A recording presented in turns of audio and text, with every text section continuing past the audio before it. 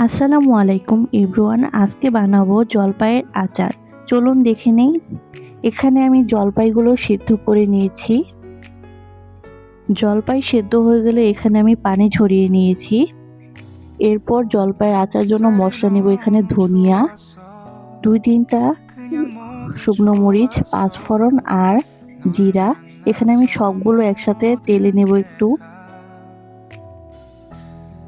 এই মশলাগুলো দিয়ে আমি আজকে আচারগুলো বানাবো। তো এখানে মশলাগুলো হালকা ভেজে নিয়েছি।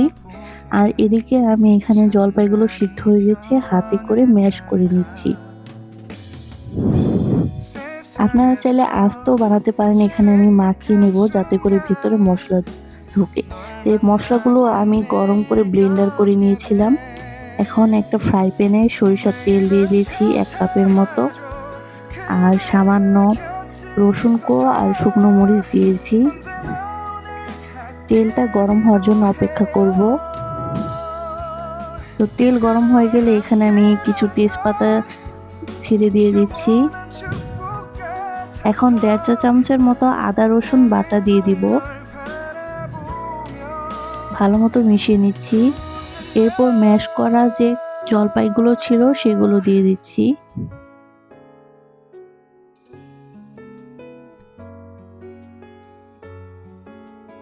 এখন একটু মাখিয়ে নেব। এখানে পরিমাণ মতো লবণ দিয়ে দিচ্ছি। আপনারা আপনাদের পরিমাণ মতো লবণ দিবেন। এরপর সামান্য কালারের জন্য আমি এখানে শুকনো মরিচ ও হলুদ গুঁড়া দিয়ে দিচ্ছি। এতে করে জলপাইয়ের আচার কালারটা খুব সুন্দর আসে। এখন ভালো মতো মিক্স করে নেব। তো কিছুক্ষণ মিক্স করার পর এখানে আমি মিঠাই দিয়ে দিচ্ছি, মিঠাই গুঁড়ো। যেহেতু শীতের দিন এজন্য মিঠাই ইউজ করেছি একটু, আর অল্প পরিমাণ চিনি ইউজ করেছি। আপনারা চাইলে যে কোনো একটি ইউজ করতে পারেন। তো এখন এগুলো দিয়ে ভালো মতো মিশিয়ে নিচ্ছি।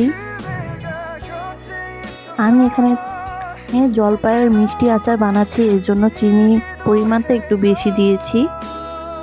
তো চিনিটা ভালো মতো গলে গিয়েছে, একটু পানি ছেড়ে দিয়েছে। এরপর আমি এখানে যে ভাজা মশলাগুলো ছিল ওইগুলো দিয়ে দিচ্ছি পরিমাণ মতো।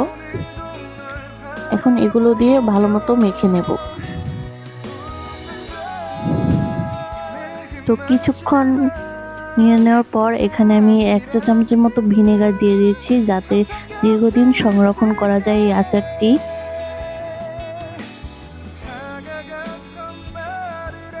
তো এখন ভালো মতো মিশিয়ে 2-3 মিনিটের পর আমি নামিয়ে ফেলবো। তো হয়ে গেল আমার গরম গরম জলপাইয়ের আচার। আশা করি আমার রেসিপিটি ভালো লেগেছে। আল্লাহ হাফেজ।